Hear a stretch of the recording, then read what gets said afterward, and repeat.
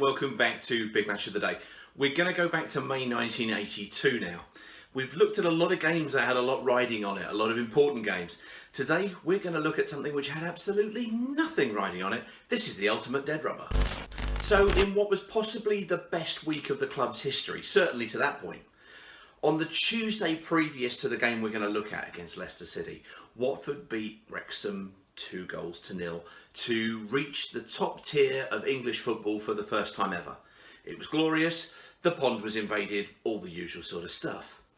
On the Thursday, we played out the second leg of our first ever FA Youth Cup final and won it. You can see that particular game at the start of the European big match of the day, because so many of the players then went on to play in Europe.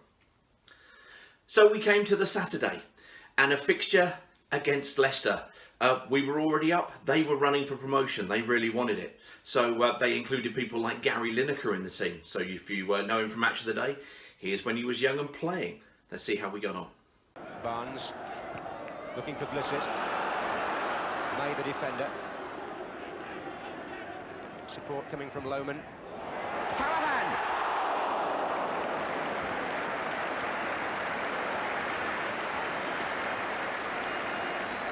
Nigel Callahan scored a good goal with a header at Blackburn in front of our cameras not so long ago, and he got in there in the centre to make contact with Lohman's cross, but the ball glancing across the goal rather. Jenkins coming onto the near post. Blissett just behind him. Blissett gets up as a flick on there. Barnes tries to make it, and Jenkins, I think it was already over the line by Barnes. John Barnes got it in.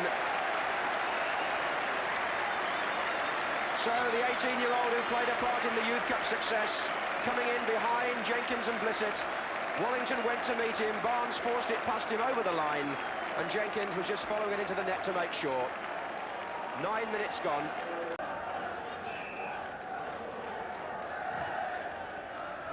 Larry May got in there off the line by Les Taylor, hit by Lineker, 2 ricochets.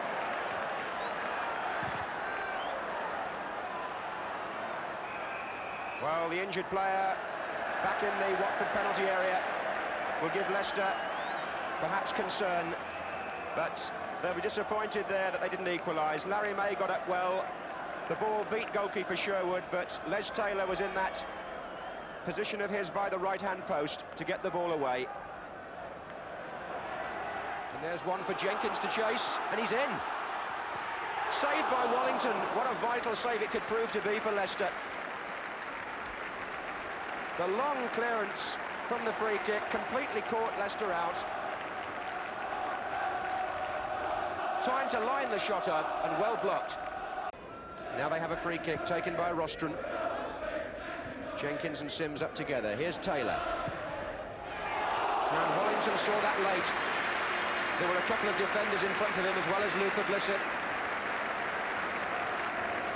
And he showed good reactions at the last minute there. Now Taylor. Callahan, 4 ahead of him for Watford. That's Callahan's shots. Lively player.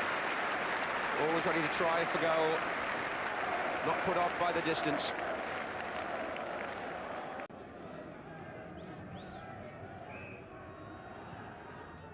Oh, and Jenkins got a flick, and Wallington just got it at the second attempt, did he? Or was there an appeal by the Watford players? And it would appear that the referee has given a penalty, and if that's for handball, possibly against John O'Neill, it seems very harsh. Jenkins went in with the header, it struck the defender on the arm, but was it intentional? The referee has said yes, it's a penalty.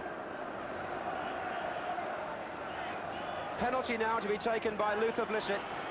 Having a conversation first with Andy Peake, he always turns the other way, Blissett, before he takes them. Oh, great stop by Wallington, but Blissett puts it in. Oh, well, how many more things can go against Leicester?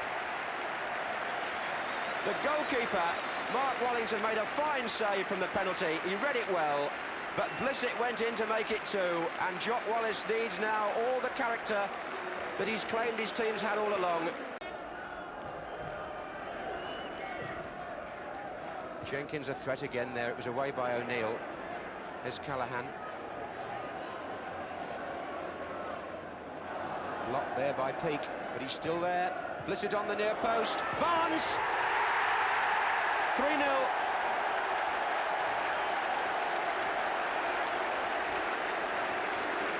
What a marvellous week for Watford. Elton John applauds the goal. Nigel Callahan, one winger, was again very much involved in the build-up. He teased and taunted them, pulled it back. Blissett was in there. Jenkins was holding off an opponent as well, but it was John Barnes who struck for his second goal of the match. That's it. Callahan. 3 waiting in the middle now. Callahan tumbles down, penalty. The second penalty of the match. Callahan fouled. Larry May was the man responsible. And again, the referee had no doubts. They're congratulating Callahan, who made another one of those twisting runs of his. And Luther Blissett, having had 1 penalty saved, although he scored from the rebound, has now got a private war of nerves with Mark Wallington. Will he put it the same side? To the left of the goalkeeper as we look. That's Wallington's own right-hand side, where he made the save before. Blissett with his usual turn before the kick. Went the other way, saved, rebound, saved again. Well, Mark Wallington has saved 2 penalties in 1 match. Had no luck the first time when Blissett scored from the rebound. But this time, as Blissett headed the rebound back, he was placed to make the second save, and nobody would deny him that, surely. Young wide on the far side. Peake is now pushed into the centre as well. Still Linux. Oh, and turned in by Melrose. But Watford was standing when they should really have been marking. Melrose getting in to take advantage of Linex's ball through and pulling one back for Leicester. Just to suggest, perhaps, that the match isn't quite as easy as Watford had begun to think it was. And Taylor. And Armstrong.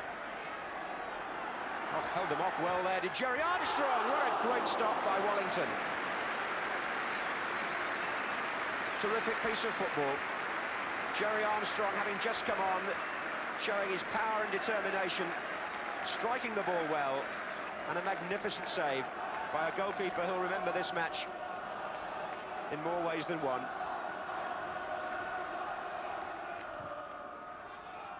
And Sims is going in there. Header out was by May. The turn by Ramsey. Back by Lohman. Here's Barnes. And that is the final whistle. And just how much harm that defeat will do to Leicester's promotion prospects. As Elton John applauds his team, only the other results and the matches still to come will tell us. Certainly it was a match that they could ill afford to lose. Jock Wallace knew that. But the season ends here at Vicarage Road on a very high note.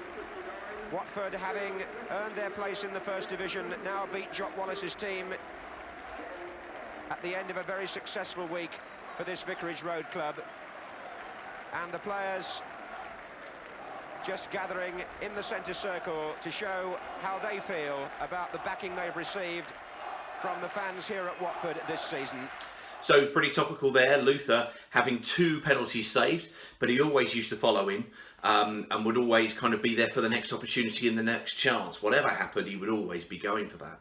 But one of the players I thought was really interesting there was the sub off the bench, Gerry Armstrong, coming out with a great effort across goal. Some of you won't remember Gerry, but literally a couple of months after this, he joined and helped us take us from the second division, as it was called then, of course, to the top flight. A couple of months later, he was appearing for Northern Ireland in the World Cup in Spain, the World Cup '82. And he famously caused international headlines when playing for Northern Ireland in what I believe was their first ever World Cup. He scored the winner against Spain. It caused all sorts of hullabaloo and was around everywhere.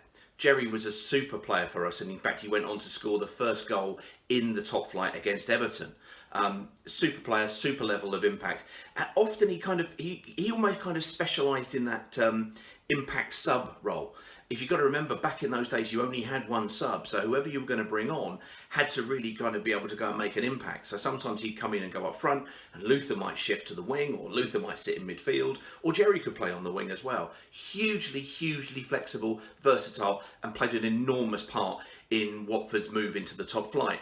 Gerry's actually just recently released a book called Gerry, unsurprisingly, My Journey, and it's available now. So if you are looking for something for your dad, dare I say your granddad or grandma or mum, anybody who supported Watford at the start of the 80s and was on part of that ride will absolutely love this. Gerry moved to Mallorca because he was so notable in Spain in the end, and he ended up playing out there for a considerable time before becoming assistant manager at Northern Ireland. I hope you enjoyed the video. If you did, as always, please do like, please subscribe, and please do leave any notes you have about recollections of this match or this era or anything you want to say. Always great to have you on board. We'll see you again on Big Match of the Day.